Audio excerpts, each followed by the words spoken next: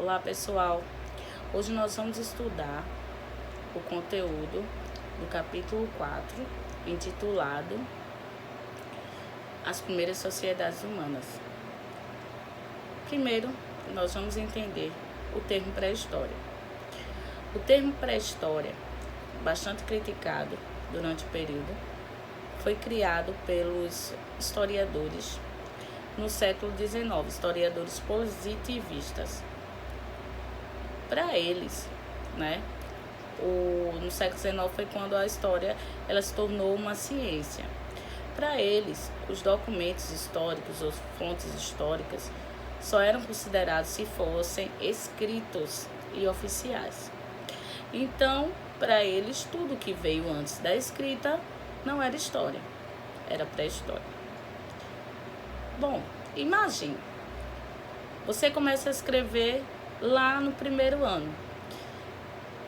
Então, antes do primeiro ano você não existia? Então, é esse questionamento que os historiadores passaram a fazer. Se a história é a ciência que analisa as ações do homem no tempo, então, antes de surgir a escrita, antes do homem criar a escrita, ele não existia? Ele não tinha história? Ele não fabricava história? Esses foram os questionamentos e chegou à conclusão de que esse termo era errado, era empregado de forma errada. Então, eles passaram a fazer o quê? Deixaram o termo, até hoje a gente utiliza o termo, mas apenas de uma forma didática, A gente utiliza o termo para dizer o seguinte, que o período que vai do surgimento da espécie humana até o surgimento da escrita é chamado de pré-história. E o período que vai da história até os dias atuais, que vai do surgimento da escrita até os dias atuais, é chamado de história. Mas, na verdade, é tudo história. É só uma questão didática para a gente entender, tá certo?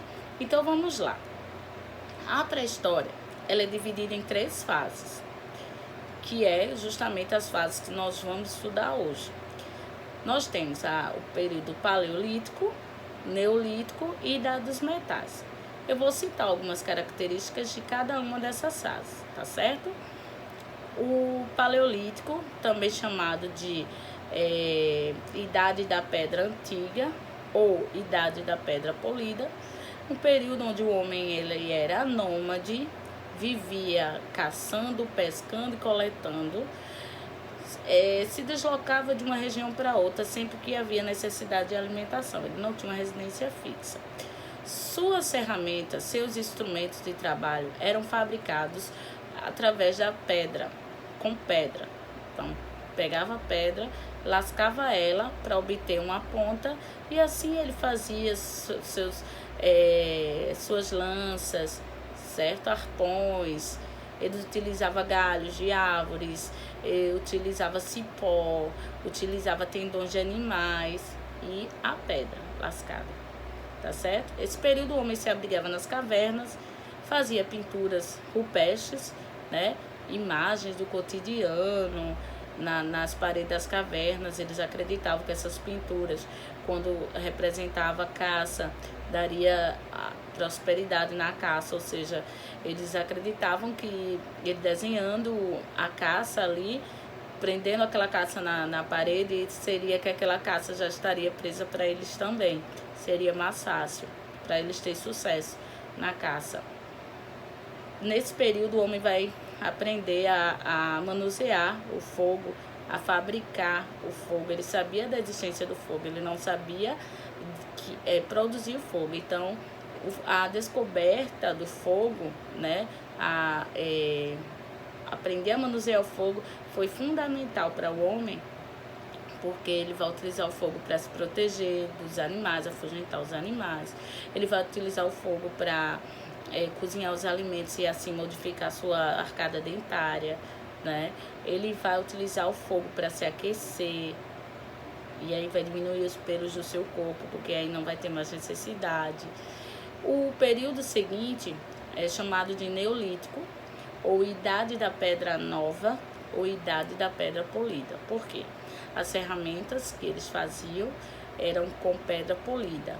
Eles poliam, Eles ralavam pedra. Ela ficava com um aspecto, uma aparência, ela era mais aperfeiçoada do que a pedra lascada, do que a arma de pedra lascada, tá bom? Nesse período o homem torna-se sedentário, ele não vai mais estar vagando de um lugar para o outro, porque foi no Neolítico que ocorreu a Revolução Agrícola. O homem descobriu a agricultura e descobriu a pecuária, tá certo? Então, como ele tinha oferta de alimento disponível, né, que ele plantava, que ele criava animais, então ele não precisava mais estar vagando de um lugar para o outro. Ele passou a construir suas moradias, cabanas com peles de animais, né? Os animais, eles utilizavam a pele para fazer suas cabanas, tá bom? Então, você vai ter aí um novo período da história chamado o Neolítico, né? Ele vai começar a trabalhar com cerâmicas nessa época, fazer os reservatórios, os vasos para armazenar os alimentos, tá bom? E aí também nós temos a idade dos metais, né? Que vai ser justamente o período onde as ferramentas elas vão ser fabricadas de metais, deixar de ser fabricadas com pedra, tá bom?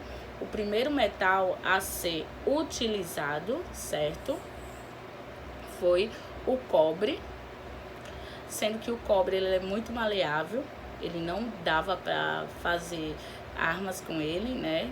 Então se juntou o cobre com o estanho e fez uma liga e produziu o bronze, que já era mais fortezinho um pouco, né? Não era tão maleável, mas também não tinha a resistência que o ferro. O ferro vai ser o último dos metais a ser utilizado e o mais importante, né? Eles sabiam da existência do ferro, eles só não sabiam manusear o ferro, porque o ferro, vocês sabem que para se fundir, ele tem que ser em elevadas temperaturas, né? Acima de 100 graus Celsius. E eles não tinham forno apropriado para isso. Só mais tarde é que eles vão conseguir fazer, utilizar o fogo e conseguir fazer armas com o ferro, tá bom? E aí vai ser fundamental, né? Com essas inovações técnicas, a gente vai ter um aumento da produção, certo? O homem ele não vai perder quando as armas, as ferramentas de trabalho, elas passam a ser de ferro. O homem ele vai ganhar tempo, porque antes ele consertava muito as que eram de madeira e pedra. Elas quebravam e desconsertavam. Então ele perdia muito tempo. Então, quando elas passam a ser de ferro, eles ganham tempo, eles passam a produzir mais, certo? E eles ficam com tempo disponível para se dedicar às suas famílias, né? E aí vai haver um aumento populacional. A gente tem um aumento da produção, né? Vai ter também um aumento da população. Sempre que há esse aumento da produção, há um aumento da população e vai haver um excedente, de produção. E esse excedente de produção é que vai dar origem ao quê? Ao que a gente conhece como comércio. É um comércio ainda rudimentar, um comércio de trocas, tá certo? Mas já é o germenzinho, a sementezinha do comércio. E com o aumento populacional, essa população crescendo, aquela aldeia, aquela comunidade onde eles moravam já não vai comportar tantas pessoas. Então é aí nesse momento que vão surgir as vilas e as aldeias, né? E essas vilas e essas aldeias também vão crescer e vão se transformar em cidades. Essas cidades, essas comunidades, elas vão ter que ter um líder, né? Uma pessoa dentro daquela comunidade vai se destacar para liderar essas pessoas, né? Para liderar a religião, para liderar a política, para liderar a economia daquela localidade.